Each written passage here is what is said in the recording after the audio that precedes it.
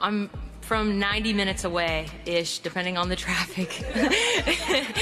And I remember coming to Sparks game as a kid, and my mom would take me, and I'm just super grateful.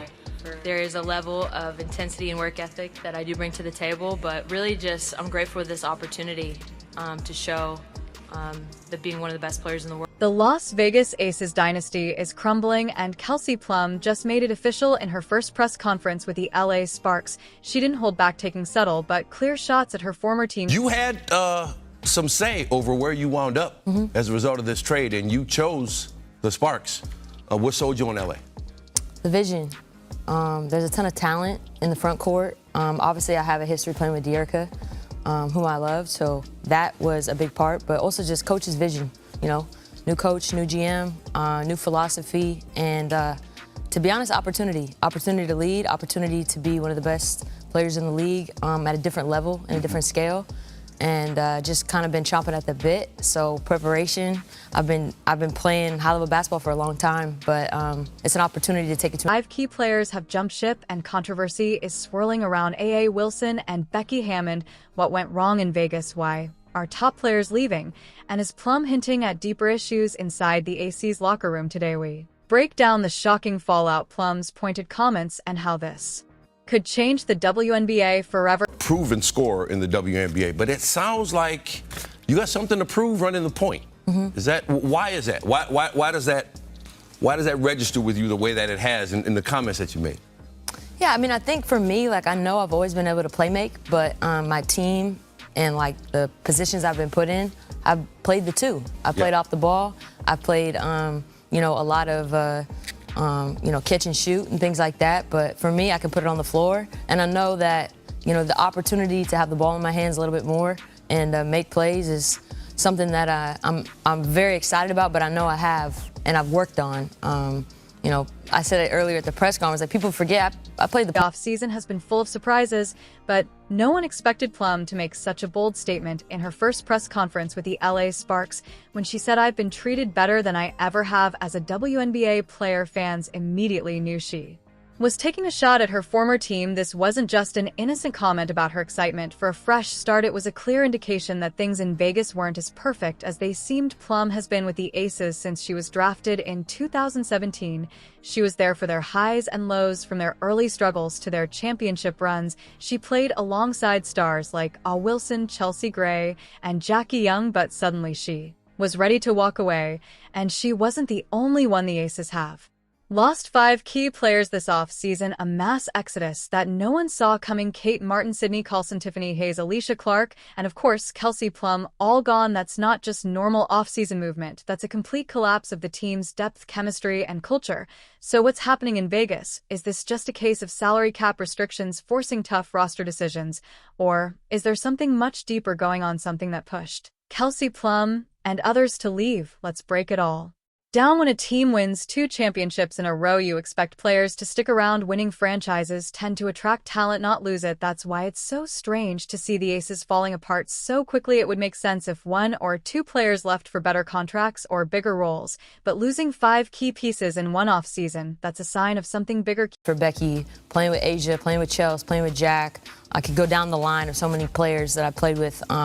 Obviously winning championships and having great memories, but more than that, just really the ability to be able to develop. You know, I think there was a time where I was coming off the bench, right? And there was a time where, you know, it was a little bit of uncertain about my future in terms of where I could be in this league. And so for me to get that opportunity and to be able to win at that level, I'm grateful. So there's no, you know, anything like that, but life, there's a new chapter, and we're here. And Kelsey Plum's comments only add to the mystery. She didn't just say she was happy in law. She said she's been treated better than ever before. That suggests that she wasn't happy in Vegas, that something was happening behind the scenes that made her one out. One of the biggest theories floating around is that A.I.A. Wilson's growing dominance may have overshadowed other stars. There's no denying that Wilson is the face of the Aces. She's a 2-time MVP, a superstar, and the heart of the franchise. But could her presence have made it difficult for other players to shine? Plum has always been a vocal leader, someone who plays with intensity and confidence, but despite her impressive stats averaging 17.8 points, 4.2 assists, and 2.6 rebounds per game, she was never quite seen as the star of the Aces, with Wilson leading the way and Chelsea Gray running the offense. Plum's role may have felt limited in law. Things are different. The Sparks are in rebuilding mode, looking for a player to take charge. Plum has the chance to be the leader, the face of the franchise, and that's a role she's been craving. She even said in her press conference that she's been chomping at the bit for this opportunity. But it's not just about her wanting a bigger role. There are also serious questions about how the Aces are run as an organization. For starters, their front office is a mess. They fired general manager Natalie Williams months ago, and they still haven't hired a replacement. That's unheard of for a championship-level team. A franchise without a GM is like a ship without a captain. It's directionless. Who's making the big decisions? Who's negotiating contracts, building the roster, and setting the long-term vision? Rumors are swirling that head coach Becky Hammon wants to take on the DU role of head coach and general manager. If that's true, it raises even more concerns. Hammond is an incredible coach, but should she really be handling front office decisions too? That's a massive workload, and it could be a sign that the organization is struggling to find the right leadership. Then there's the Daika Hami controversy. Hami, a former Aces player, filed a complaint against the team claiming she was mistreated after announcing her pregnancy. The WNBA took her claims seriously enough to fine the Aces $500,000 and strip them of their 2025 first-round draft pick. That's one of the harshest penalties in league history, and it painted the Aces in a terrible light. Ham's allegations suggest a culture problem within the organization. If a team mistreats a veteran player like that, what does it say about how they treat others? Could that have contributed to players like Plum deciding to leave? And let's not forget about the salary cap investigation. The WNBA is currently making the playoffs for the first time in 7 years, and that alone would be a huge step forward. Realistically, they're in the middle of the pack with a high ceiling, depending on how quickly Clark and Boston develop into one of the best duos in the league. But here's what makes them so dangerous. They aren't just building for this season, they're building for the future. If Clark lives up to the hype, if Boston keeps developing into an MVP caliber big, and if Indiana keeps making smart roster moves, this team could be a real championship. Rising for years, the Fever were the worst team in the league. They struggled to attract talent, they lost games, and they seemed stuck in a never-ending rebuild. But that's all changing now. It started when they drafted Caitlin Clark, the most exciting prospect in years. Clark is a generational talent,